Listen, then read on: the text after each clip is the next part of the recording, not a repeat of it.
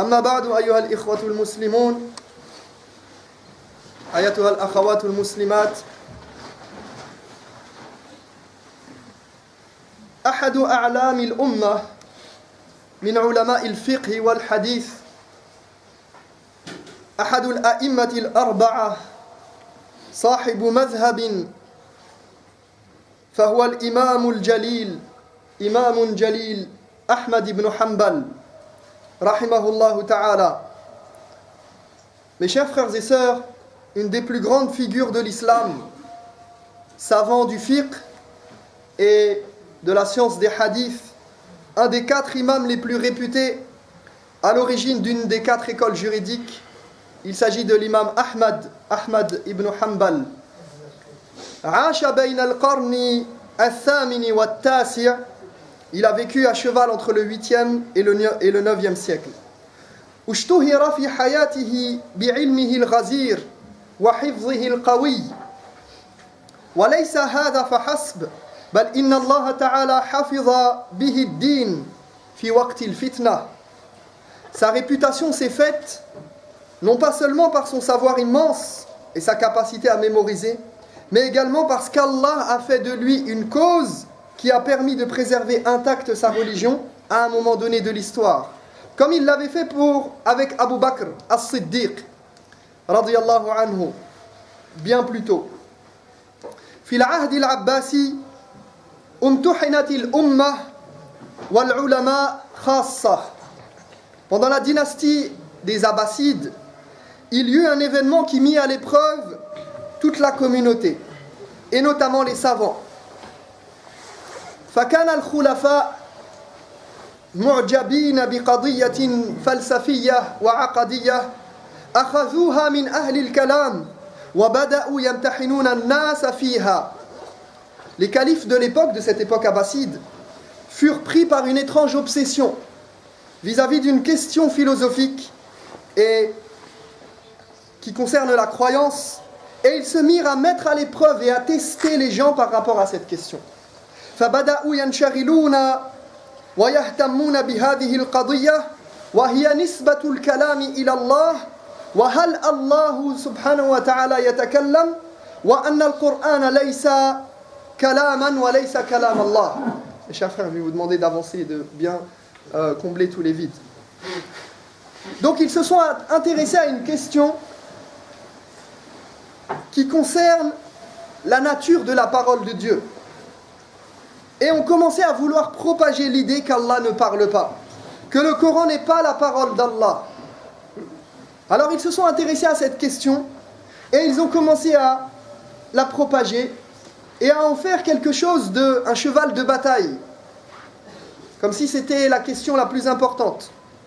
حتى كان الخلفاء يفرضون على الناس ويجبرونهم على تبني هذا الاعتقاد وإلا سيحبسون ويجلدون ويقتلون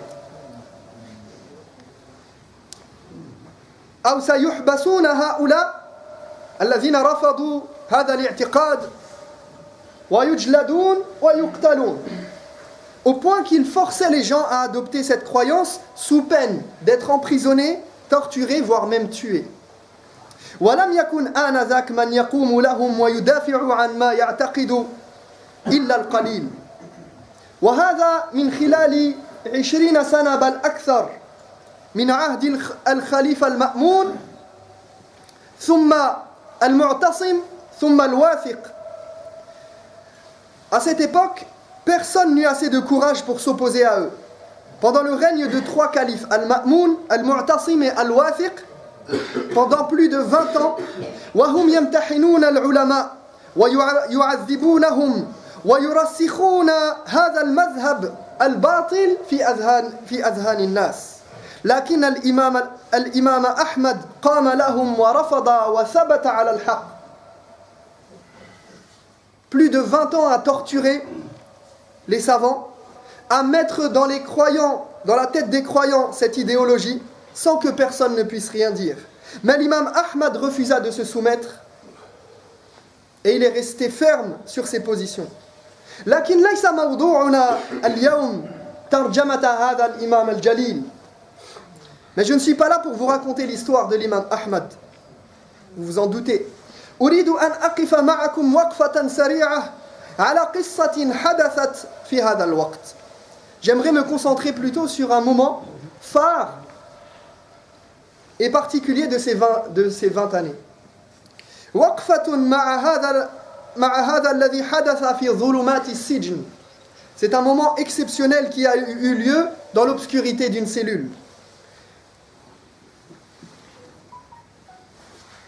حتى قال الإمام أحمد لم أرى وجه من يناظرني ينصحني ويكلمني يعني وجه صاحبه في السجن.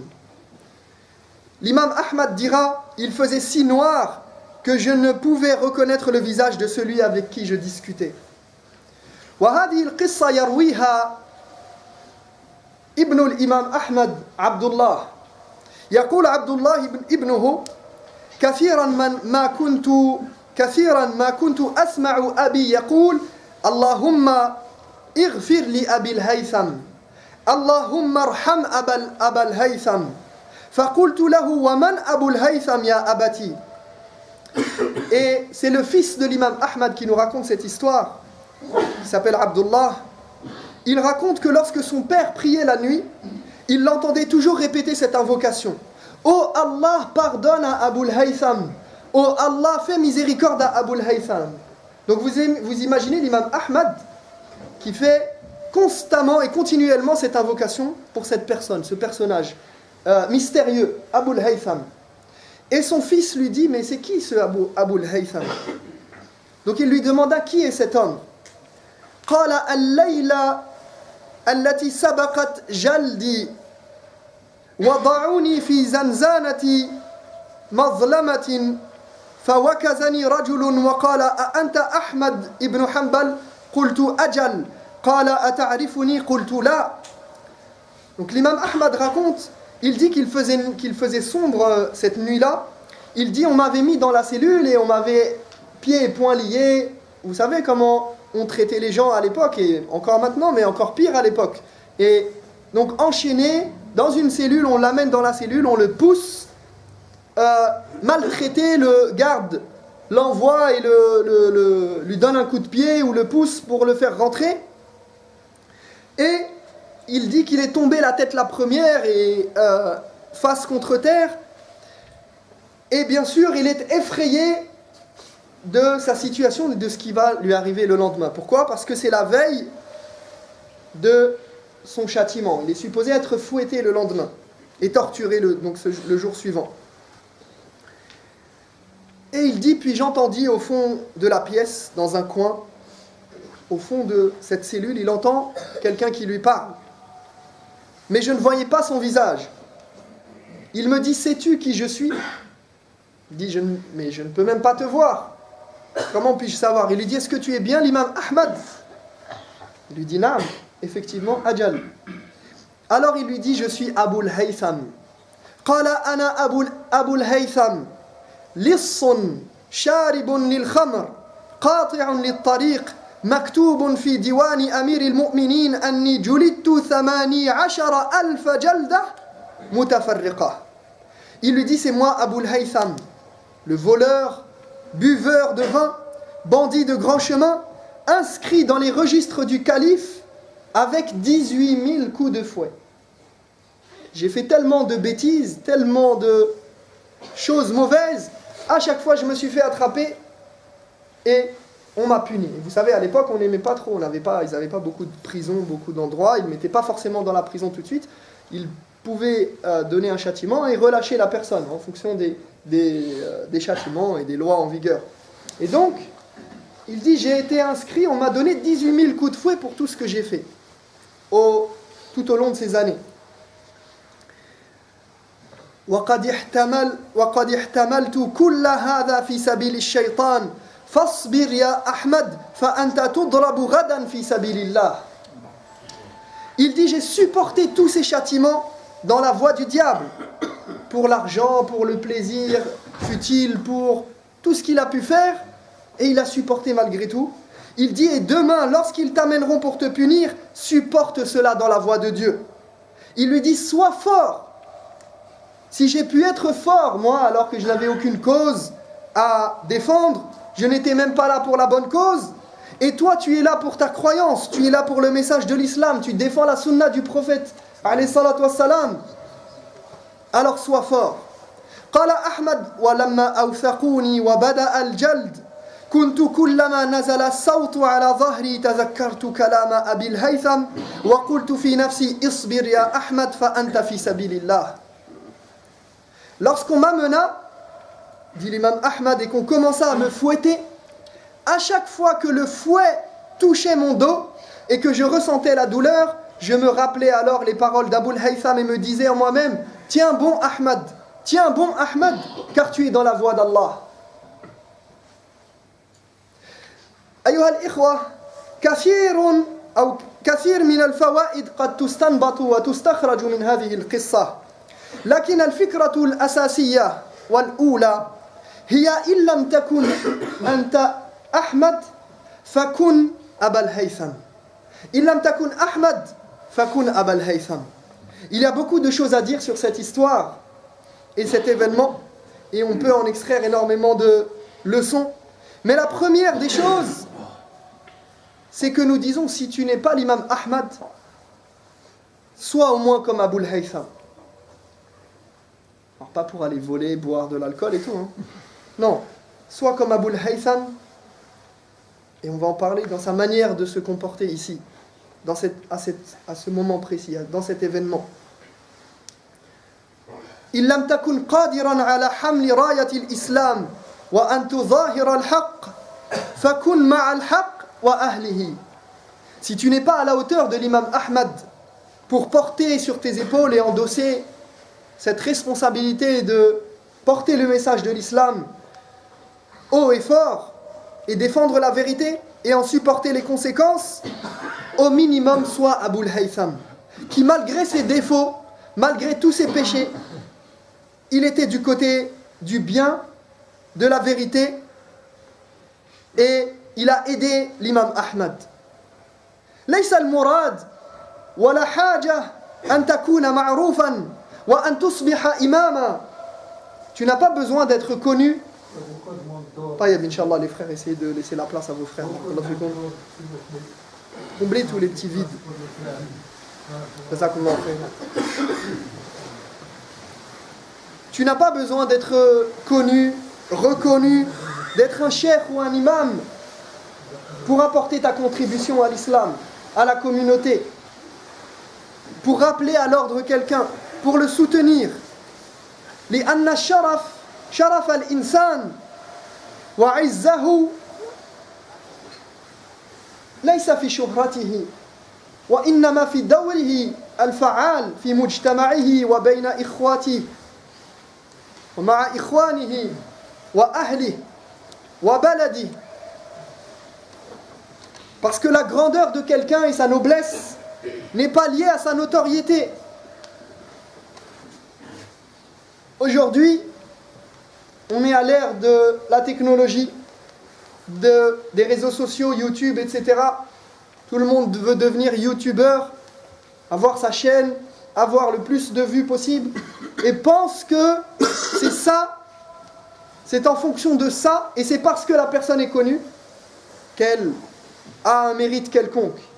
Ou alors, ce n'est que par ce moyen-là et par ce biais-là qu'elle pourra toucher les gens et avoir un impact. Là,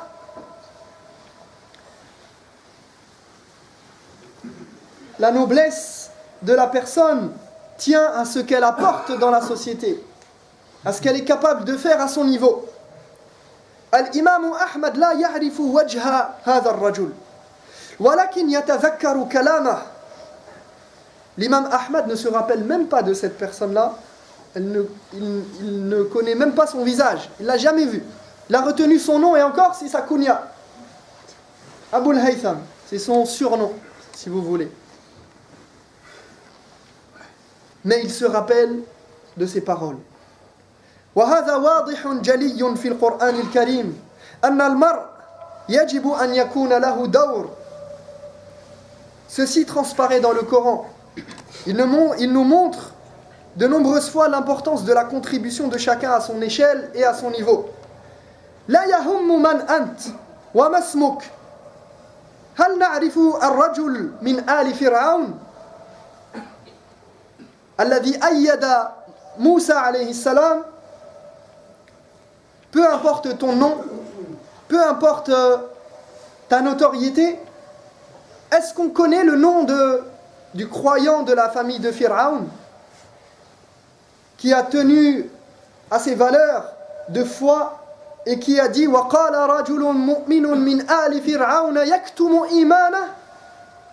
Cet homme qui cachait sa foi et qui s'est adressé à Pharaon, قال أتقتلون رجلا أن يقول ربي الله.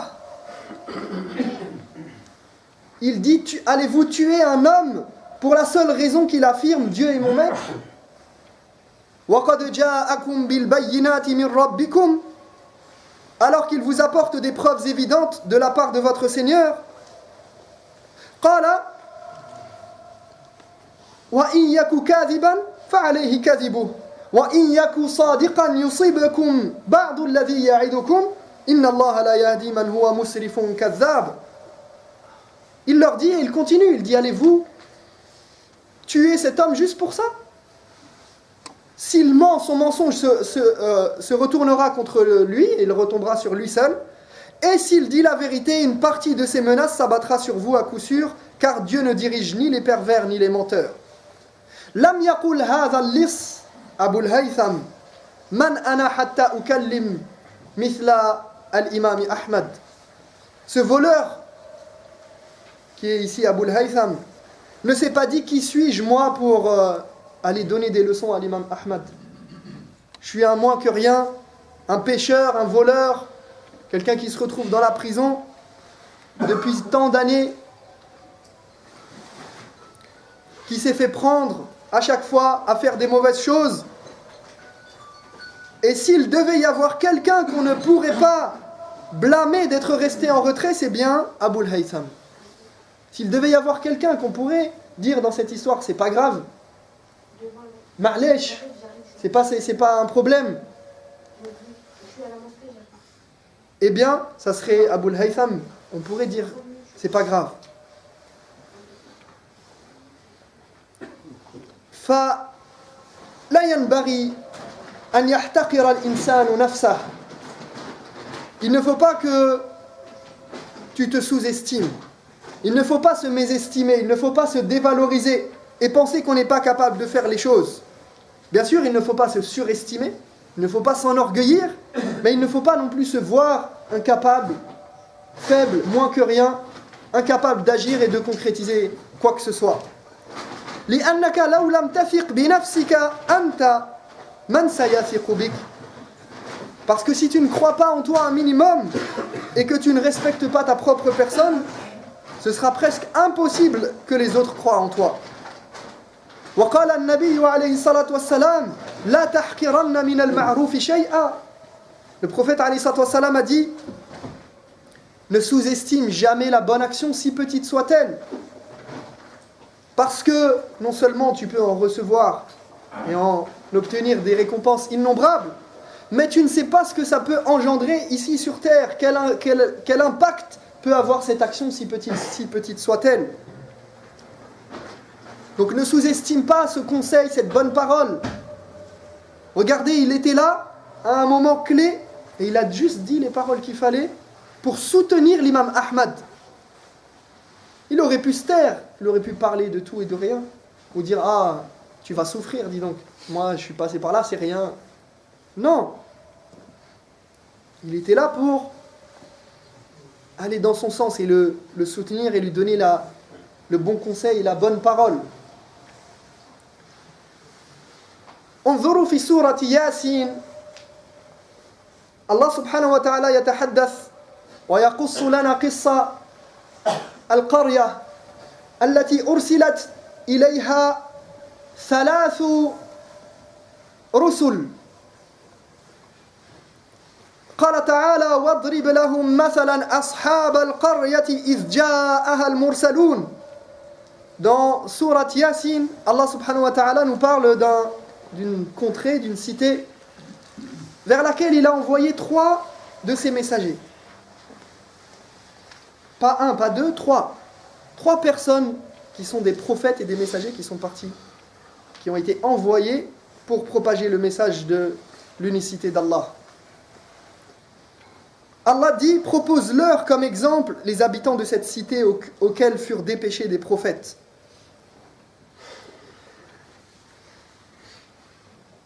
إذ أرسلنا إليهم 2 فكذبوهما فعززنا بثالث فقالوا إنا إليكم مرسلون. Nous leur envoyâmes d'abord 2 prophètes, 2 messagers, mais ils les traitèrent d'imposteurs. Nous les renforçâmes alors par un 3e et tous les 3 leur dirent « Nous sommes envoyés vers vous ». Un peu plus loin dans l'histoire, après qu'il y ait ce dialogue entre le peuple qui va renier le fait que ce soit des prophètes et des messagers, qui ne veut pas accepter leur message, Allah nous dit « وَجَاءَ مِنْ أَقْصَى الْمَدِينَةِ رَجُلٌ يَسْعَى قَالَ يَا قَوْمِ اتَّبِعُوا الْمُرْسَلِينَ اتَّبِعُوا مَنْ لَا يَسْأَلُكُمْ أَجْرًا وَهُمْ مُهْتَدُونَ » Donc un peu plus loin, Allah nous dit, il nous dit sur ce, après qu'il y ait eu ce débat avec eux, un homme accourut de l'autre bout de la ville et vint dire « Ô mes concitoyens, écoutez ce que vous disent les prophètes, suivez ceux qui ne vous réclament aucun salaire et qui sont sur le droit chemin. » فَجَدِيرٌ بِنَا أَنْ نَتَسَاءَلْ أولا لم يذكر الله ما هذا الرجل من هذا الرجل ما اسمه. Allah ne nous a pas dit qui est cet homme. جاء رجل, un homme, n'importe qui, peu importe. ونتساءل ماذا سيضيف هذا الرجل المجهول ماذا سيقوم به بعد مجيء 3 من الرسل ومع ذلك رأى أنه قد يكون له دور فعال. Que peut-il bien venir ajouter cet homme inconnu? Qu'est-ce qu'il peut bien faire après que 3 messagers aient été envoyés à ce peuple? Et pourtant, il se dit qu'il a un rôle à jouer et qu'il peut apporter sa contribution. Et devinez quoi? Son histoire et sa participation ont été relayées dans le Coran et seront récitées jusqu'au jour dernier. Cette participation, elle est récitée dans Surat Yasin. Elle est inscrite dans le Coran. Même si son nom il est oublié, on ne connaît pas son nom. Mais il a eu un rôle important, il est venu soutenir le message des prophètes. أقول قولي هذا وأستغفر الله لي ولكم فاستغفروه إنه هو الغفور الرحيم. أيها الإخوة كذلك في قصة سليمان. Allah nous donne également l'exemple de Sulayman. Allah subhanahu wa ta'ala dans cette histoire, il nous parle de Sulayman, et vous savez qu'il dirigeait les armées, il avait différentes armées sous sa tutelle, et à un moment donné, il cherche Al-Hudhud, il cherche la huppe, qui est un des éléments de son armée. Pas quelqu'un d'important, mais il cherche. Et Sulayman, c'est quelqu'un de ferme, qui a un empire à protéger, un royaume à protéger, et qui apporte le message de l'unicité, et qui veut faire en sorte que ce royaume reste stable et reste sur la droiture et le droit chemin. Et donc, il ne trouve pas à sa place Al-Hudhud, la huppe. Donc, il se met en colère. Et il apprend finalement que la huppe est partie faire un tour, mais elle n'est pas partie faire un tour pour rien faire. Elle est partie pourquoi? Pour aller voir s'il y avait dans les contrées avoisinantes des gens qui avaient besoin du message de l'islam, qui n'adoraient pas Allah subhanahu wa ta'ala en toute exclusivité. Et il revient avec une information claire et qui ne fait aucun doute. Il dit: j'ai vu un peuple, et il est parti au Yémen, il est allé jusqu'au Yémen, il a trouvé un peuple qui fait quoi? qui est dirigé par une femme et qui adore le soleil et qui se prosterne devant le soleil. Alors il revient à Sulayman, alayhi salam, et il lui apporte cette nouvelle importante. Et à travers cette histoire, regardez Al-Hudhud qui est un oiseau chétif, un oiseau qui ne paie pas de mine, et pourtant il a parcouru une distance de 2000 km du Cham jusqu'au Yémen, et il s'est donné un rôle, il s'est attribué un rôle. Ce n'était pas Sulayman qui l'a envoyé, il est parti de son propre chef. Pourquoi ? Pour propager le monothéisme sur la terre. Il a fait tout ce voyage pour voir s'il y a des gens qui pourraient s'opposer au royaume de Sulayman. Et c'est ce qui conduira la reine de Saba finalement à rejoindre Sulayman et ses armées. Donc si un oiseau arrive à trouver un rôle à jouer, comment toi et moi n'arriverions-nous pas à trouver un rôle à jouer dans la société, dans notre communauté, dans la mosquée ? Est-ce qu'on pense à ce qu'on va laisser derrière nous ? Et qu'en sais-tu, il se peut que ce ne soit que quelques paroles, mais qui vont faire toute la différence. Donc sois de ceux qui font que les choses arrivent, non pas de ceux qui regardent les choses se passer. Il lam takun Ahmad ibn Hanbal, fakun Abal Haytham, ahibba al-haq, walau kunta ghariqan fil batil, ahibba ahl al-ta'a, walau kunta ghariqan fil ma'siyah, kun lillah mahma nala ash-shaytanu mink. Aime la vérité, sois du côté de la vérité et de la justice, même si tu n'y prends pas part, comme Abul Haytham. Aime les gens qui œuvrent pour la justice et soutiens-les, quand bien même toi-même tu ne serais pas exemplaire. Aime ceux qui ont dédié leur vie à la religion d'Allah.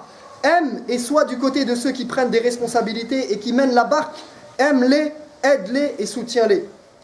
Wa akhiran, wa akhtimu bihadi nuqtah. Kullu nas yahtajuna ila da'm, wa ila i'ana, wa ila musa'ada. Dernière chose, sache que tout le monde a besoin d'un soutien, même l'imam Ahmad.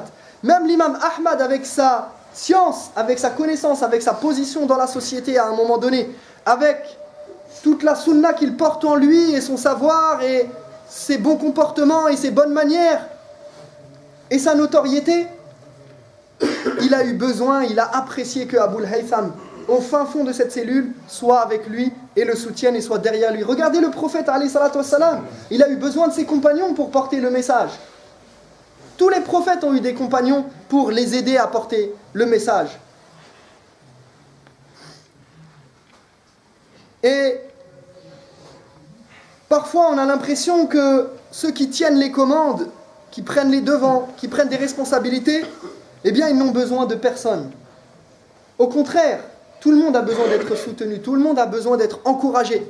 N'hésite pas à soutenir ceux qui prennent des responsabilités dans la communauté et qui prennent les devants. N'hésite pas à être avec eux, à les conseiller, à être dans leur entourage, à faire en sorte qu'ils puissent s'appuyer sur toi et que tu puisses les encourager et leur apporter ton soutien, qu'il soit physique, moral, financier, peu importe.